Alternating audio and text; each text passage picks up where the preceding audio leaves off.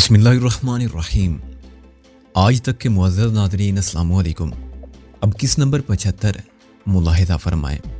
उन्होंने हमारे सामने कितना सच बोला और कितना झूठ, और जो होना था सो हो गया। लेकिन अब सोचना चाहिए कि आइंदा क्या होगा और हमारा अगला कदम क्या होगा। और अगर बात के नताइज डी सिल्वा के अंदाज़ों की नफ़ी कर देते हैं, बाद में यही हुआ था, मोहसिन बोला। यानी डी सिल्वा ने अक्लमंद बनने की कोशिश में ज़बरदस्त बेवकूफ़ी का सबूत दिया। हुआ ये कि ठीक 8 बजे रेडियो ट्रांसमीटर में रखा हुआ बम फट गया और उस ज़ेरे तामीर इमारत के बाथरूम की छत धमाके से गिर गई, जिसके साथ वाले कमरे में दिलावर कैद था। कमरे की एक दीवार और छत का थोड़ा सा हिस्सा भी खराब हुआ, लेकिन दिलावर जरा दूर था, इसलिए मामूली जख्मी हुआ। कमरे की बाकी दीवारें भी तड़क गई थी। मैंने खुद बाद में वहां जाके देखा। उस वक्त आप यहाँ महवे इसराह थे और कुछ दीवानगी से शौक फरमा रहे थे। खैर हस्बे वक़्त धमाका होते ही इधर उधर के लोग जमा हो गए। उन्होंने दिलावर को आज़ाद कर लिया और इतनी देर में पुलिस भी वहां पहुंच गई। जाए वारदात पर चशमदीद गवाहों ने तो वही बताया जो देखा था, लेकिन दिलावर ने तुम्हारे खिलाफ अगवा का और हम दोनों के खिलाफ कत्ल की साजिश का इल्ज़ाम आयद कर दिया। अब कन्फ्यूजन से बड़ी अजीबो गरीब और मज़ाहिया सूरत पैदा हो गई है। दिलावर की बीवी ने कहीं अपने शोहर को फ़ोन किया था तो उसे बता दिया गया था कि दिलावर साहब को डी सिल्वा साहब अपनी गाड़ी में कहीं ले गए हैं। उसे हकीकत का इल्म कहाँ था? यही बात उसने पुलिस को बता दी। पुलिस ने MWD कम्प्लेक्स के चौकीदार से बयान लिया तो उसने हलफ उठा के कहा कि दिलावर साहब खुद गाड़ी चला रहे थे और गाड़ी डी सिल्वा साहब की थी। गेट से गुजरते हुए चौधरी साहब ने उसके सलाम का जवाब भी दिया था और उनके साथ वाली सीट पर डी सिल्वा साहब मौजूद थे।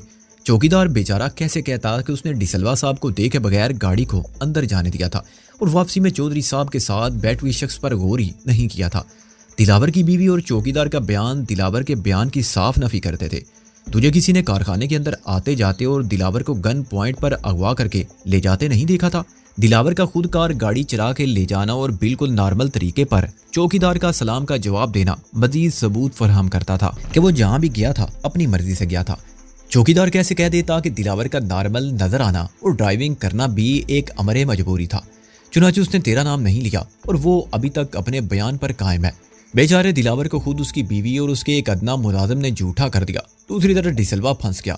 सबसे पहले तो वो ऑफिस ना जाने की वजह नहीं बता सका, क्योंकि पुलिस ने अलग अलग बयानात लिए थे और डी सिल्वा ने नौकरों की सही ब्रीफिंग नहीं की थी, इसलिए नौकरों ने अपने बयान में कह दिया कि साहब मामूल के मुताबिक दफ्तर गए थे।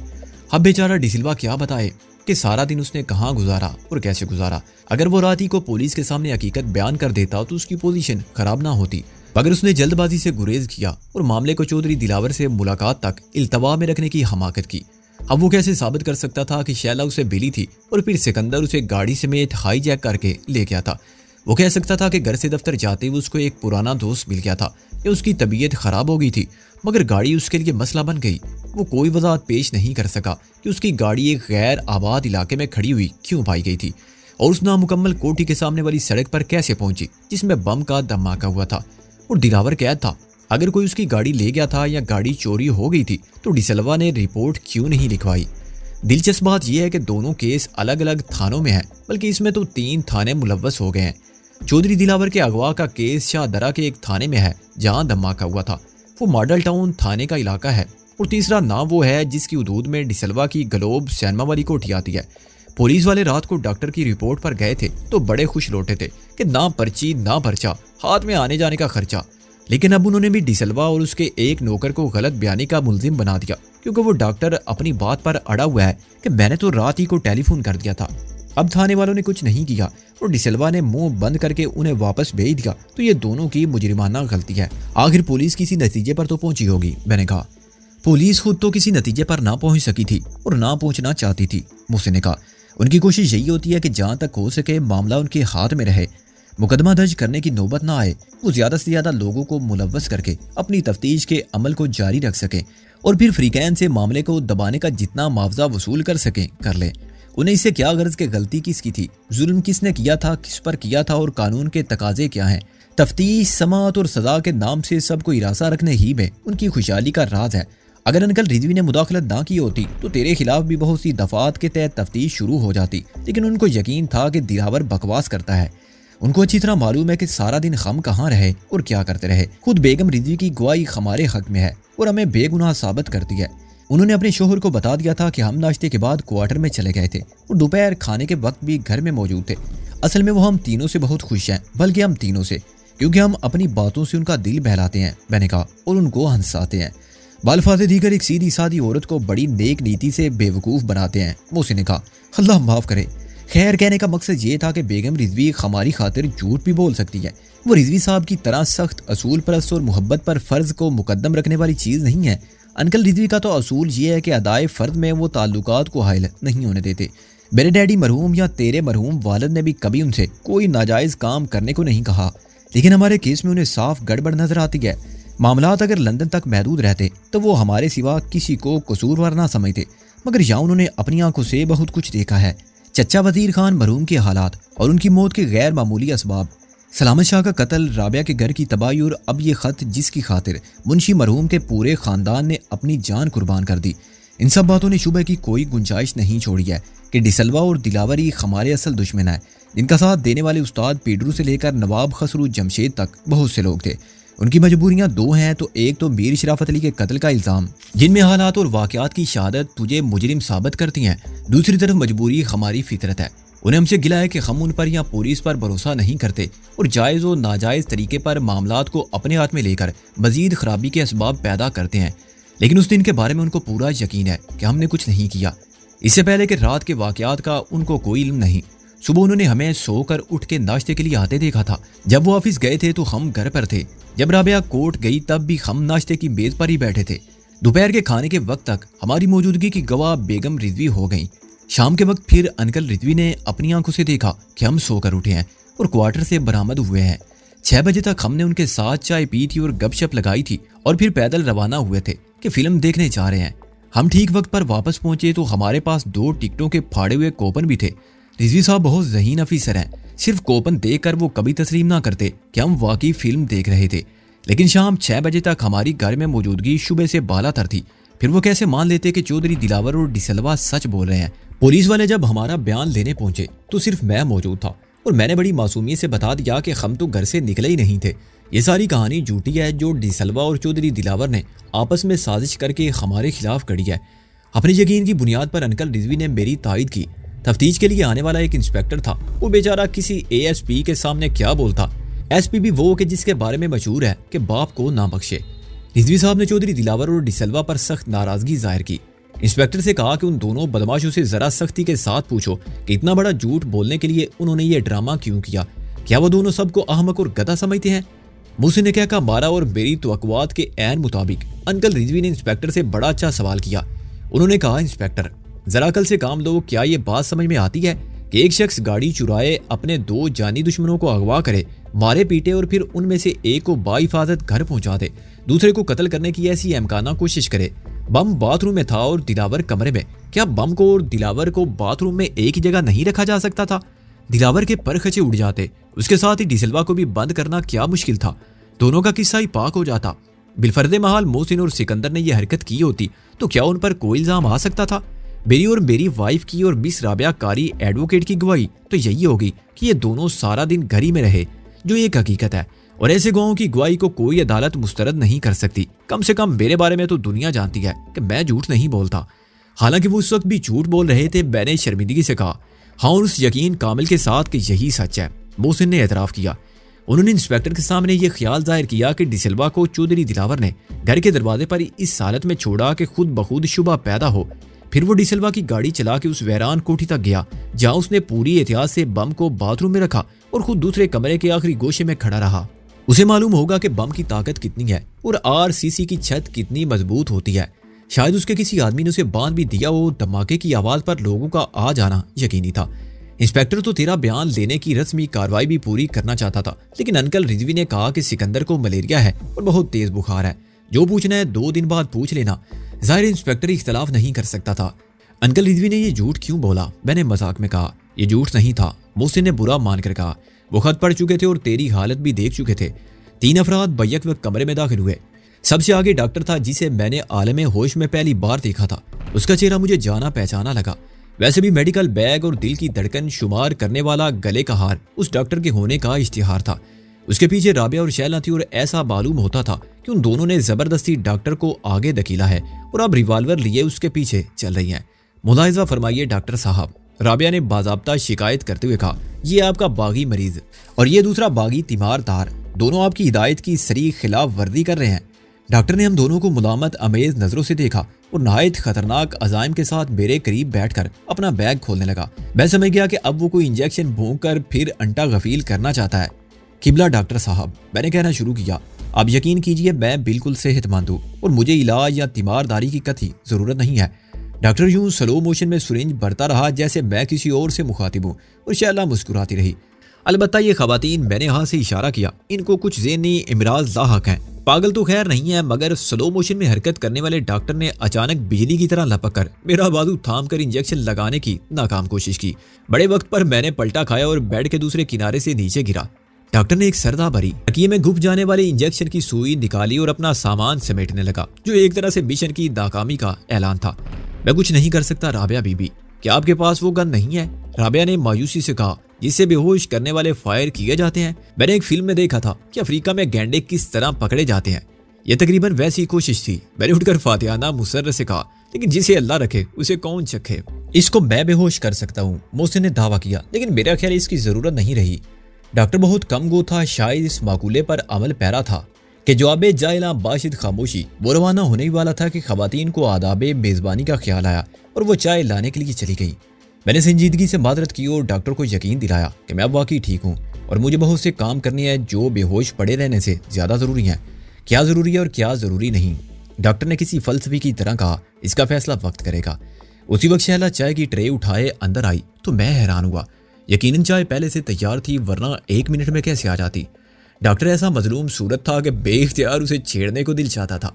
जब वो चाय पी रहा था तो मैंने बड़े फख्र से उसको बताया कि वक्त की कमी की वजह से मैं जूडो और कराटे में ब्लैक बेल्ट लेते लेते रह गया। चुनाचे पहले हमले की नाकामी के बाद वो दूसरी कोशिश करता तो मेरी जगह खुद लेटा होता। इंजेक्शन लगने से पहले ही मैंने उसे नाक उठ कर दिया। डॉक्टर खामोश रहा और राबिया मुझे बदतमीजी के इस मुजाहरे पर घूरती रही।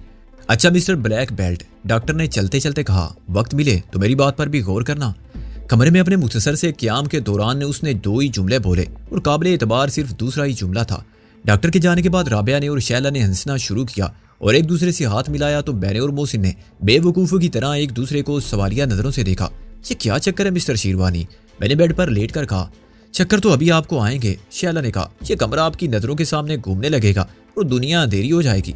दरअसल मुझे पहले इस बात का अंदेशा था सिकंदर आजम, राबिया बोली, कि तुम मुजाहमत करोगे, हालांकि अभी तुम्हें आराम की जरूरत है। मैंने बाहरी डॉक्टर से बात कर ली थी और उसने दूसरा तरीका भी बता दिया था। चाय आपको कैसी लगी?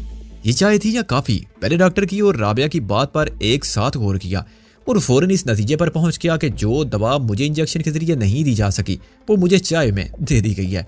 उसके असरात जाहिर होने लगे थे। फराड, मैंने चिल्लाकर कहा, एक मजबूर और लाचार जान बल्ब मरीज के साथ फराड। पुलिस!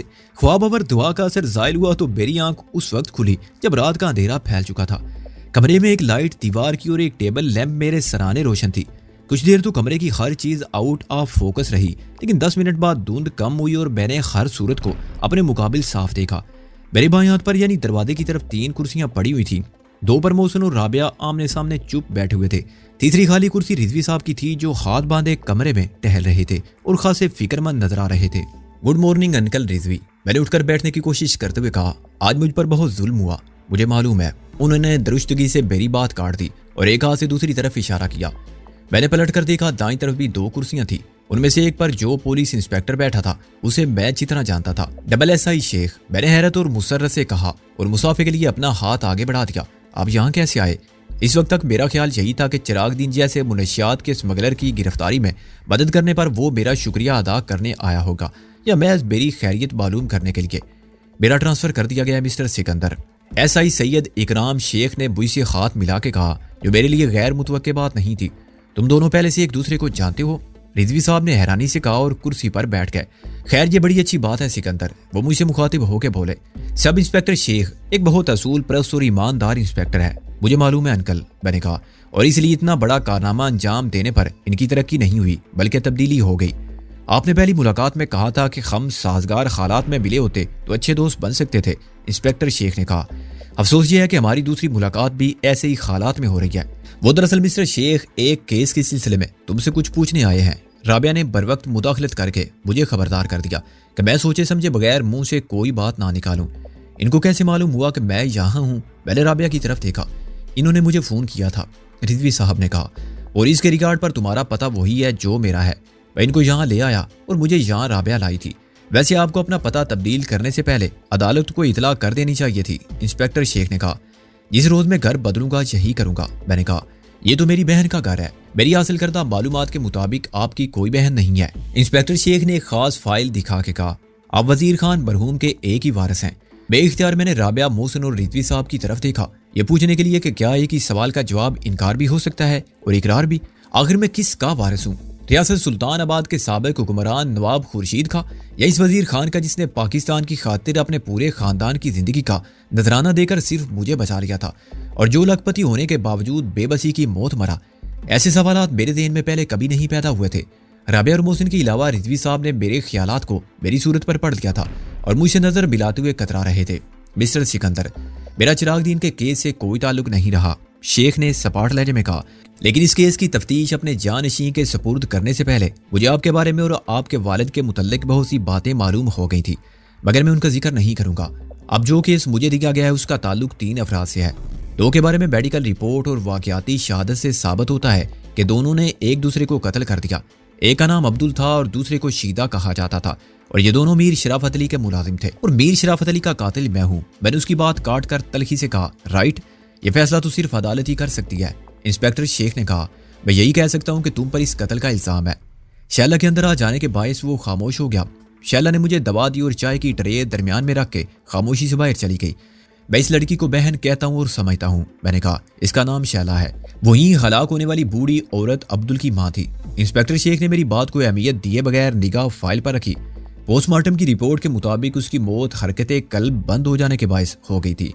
पुलिस को उस वारदात की इतला किसने दी थी? मैंने राबिया के हाथ से चाय का कप लेकर आगे बढ़ाया। मुझे बताया गया था। शेख ने चाय का कप लेते हुए रिजवी साहब की तरफ देखा कि आप बीमार हैं, कुछ मलेरिया वगैरह था आपको। चुनाचे मैं शाम को एसपी साहब के घर पहुंचा। एसपी साहब के पास जाने का एक मकसद ये था कि आपकी खैरियत मालूम करूं और दूसरा मकसद आपसे उन दोनों के बारे में कुछ पूछना था, यानी अब्दुल और शीदे के बारे में, क्योंकि वो मीर शराफत अली के कत्ल के चशमदीद गवाह थे और इस्तगासा का सारा केस उन्हीं की गवाही पर मुनहसर था। कितनी अजीब बात है इंस्पेक्टर शेख, मैंने कहा। सफाई का तो सिर्फ एक ही गवाह था, सलामत शाह। प्लीज आप मुझे बात खत्म करने दें। इंस्पेक्टर शेख ने खाली कप रखते हुए कहा, एसपी साहब ने बताया कि आप यहाँ हैं और आपको अभी तक दोहरे कत्ल की इस वारदात के बारे में कुछ मालूम नहीं है। अखबार आपने देखा नहीं और बाकी लोगों ने बीमारी की वजह से आपको ये बात नहीं बताई। वो जरा सी देर के लिए रुका, सिगरेट जला के उसने एक कश लिया और दोबारा बात शुरू की। यह 2 दिन पहले की बात है, यानी मंगल की रात को तकरीबन 1 बजे, या आप कह सकते हैं कि बुध की सुबह 1 बजे किसी शख्स ने पुलिस स्टेशन फोन किया। इत्तफाक से रात की ड्यूटी पर मैं था। रिसीवर मैंने उठाया तो फोन करने वाले ने कहा कि वो किसी जिम्मेदार ऑफिसर से बात करना चाहता है। मैंने कहा कि मैं सब इंस्पेक्टर शेख बोल रहा हूँ और तुम मुझ पर एतमाद कर सकते हो। उसने कहा, जनाब इंस्पेक्टर साहब, सवालात बाद में कीजिएगा, पहले मेरा बयान लिख लीजिए या टेप कर लीजिए, क्योंकि मैं शदीद जख्मी हूँ और मुझे अपनी जिंदगी का कोई भरोसा नहीं। हो सकता है आपके पहुंचने से पहले ही मर जाऊं और मैं बयान दिए बगैर मरना नहीं चाहता। अब ये इत्तफाक है कि उस वक्त थाने में एक टेप रिकॉर्डर मौजूद था। चंद रोज कबल एक चोर पकड़ा गया और उसके कब्जे से चोरी का माल बरामद हुआ था। उसमें यह टेप रिकॉर्डर भी शामिल था जो बिल्कुल नया था। फोन करने वाले की आवाज बताती थी कि वो झूठ नहीं बोल रहा है। मैंने टेप रिकॉर्डर प्लग करके ऑन किया और उसे टेलीफोन से मुंसलिक कर दिया। वो जर्मनी का खासा महंगा टेप रिकॉर्डर था, मॉडल TK-47, जो मेरे घर में भी है। उसमें टेलीफोन के पैगामात रिकॉर्ड करने का खुसूसी निज़ाम है। आप उसे टेलीफोन से मुंसलिक कर दें तो ये आपकी अदम मौजूदगी में आने वाली हर कॉल रिकॉर्ड कर सकता है और आप जब भी वापस आएं टेप चला के सारे पैगामात सुन सकते हैं। क्योंकि मैं उसके तरीके इस्तेमाल से वाकिफ था, इसलिए मुझे टेलीफोन और टेप रिकॉर्डर का कनेक्शन मिलाने में 1 मिनट भी नहीं लगा। अब्दुल का वो बयान उसने मरने से पहले दिया लफ्ज ब लफ्ज उसकी अपनी आवाज में रिकॉर्ड हो गया। जब मैं पुलिस पार्टी के साथ अब्दुल के पते पर यानी मीर शराफत अली की पुरानी कोठी रेन बसेरा पहुंचा तो अब्दुल एक बेडरूम में टेलीफोन के करीब मरा पड़ा था। बाद में टेप की मदद से हमने उस बयान को कागज पर उतार लिया। अगर थोड़ी सी मोहलत मिलती तो मैं तहरीरी बयान पर अब्दुल के दस्तखत भी हासिल कर लेता, लेकिन अब तो इससे कोई फर्क नहीं पड़ता। मैंने कहा, आपके पास टेप जो है और जहां तक मेरी कानूनी मालूमात का ताल्लुक है, मेरा ख्याल है कि वो बयान सच समझा जाता है जो कोई शख्स मरने से पहले देता है। मेरी बात का इंस्पेक्टर शेख ने फौरन जवाब नहीं दिया। उसने सिगरेट को फर्श पर डाल के जूते से मसल दिया क्योंकि आसपास कोई ऐश ट्रे नहीं था। आपकी बात गलत नहीं है, उसने कुछ देर बाद कहा। अफसोस ये है कि वो टेप गायब हो गया था। गायब हो गया था? मैंने इस बात का मतलब ज़ेहन नशीन करने के बाद कहा, लेकिन ये कोई सवाल नहीं था शेख साहब। टेप चोरी हो सकता है, तबाह हो सकता है या गुम हो सकता है। यह भी हो सकता है कि रिकॉर्डिंग को उम्दन साफ कर दिया जाए, मगर एक स्पूल पानी के बुलबुले की तरह गायब नहीं हो सकता। आपका तंज करना बजा है, शेख बोला। मुझे यह कहना चाहिए था कि टेप गायब कर दिया गया है या चोरी कर लिया गया है। टेलीफोन पर अब्दुल का बयान पूरा होते ही मैंने मुहर्रर को समझाया कि टेप के अल्फाज को कागज पर कैसे उतारना है और खुद 2 सिपाहियों के साथ जाए वारदात पर पहुंच गया।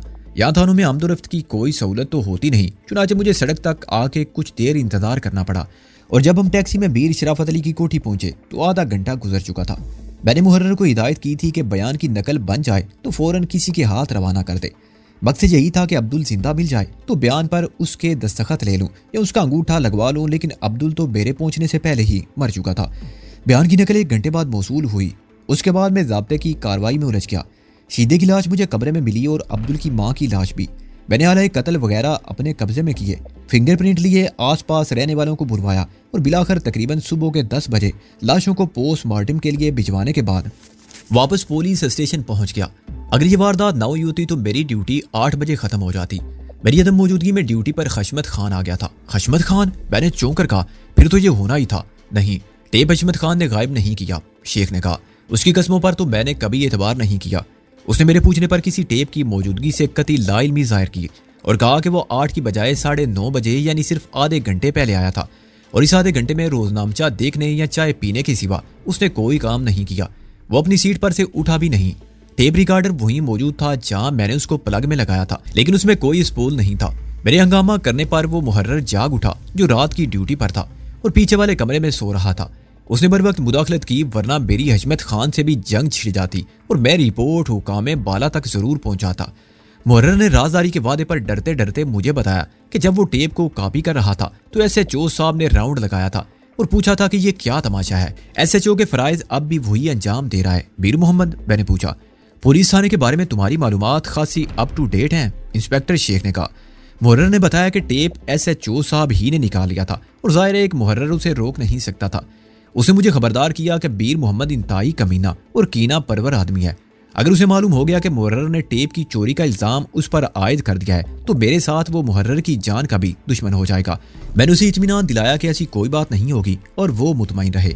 अभी मुझे उस थाने में पहुंचे हुए जुमा 8 दिन भी नहीं हुए थे और तकरीबन हर शख्स से इख्तलाफ और तलख कलामी की नौबत आ चुकी थी। जब मैं ड्यूटी पर होता था तो सारे अमले के लिए मसला बन जाता था, खुसूसन नाइट ड्यूटी के दौरान। एक तो उन्हें हर शख्स की रिपोर्ट लिखनी पड़ती थी और कतई गैर जानबदारी के साथ नजर नजराने की मदद से हकायक को मसख करने या जालिम को मजलूम बना देने की सूरत बाकी नहीं रहती थी। लोग रात के वक्त अपने अजीजों को घर से खाना पहुंचाते और तशद्दुद से बचाने के लिए भारी मुआवजे अदा करते हैं। मेरी मौजूदगी में ये सब कुछ नहीं हो सकता था। चुनाचे पहली बार मीर मोहम्मद से मेरी इस बात पर झड़प हुई। उसने मुझसे बड़े गलत लहजे में कहा, मिस्टर शेख चिल्ली, सुना है कि तुमने रात को तफ्तीश में रुकावट डाली, थाने के अमले को मामूल के मुताबिक काम करने नहीं दिया और लोगों को भी परेशान किया।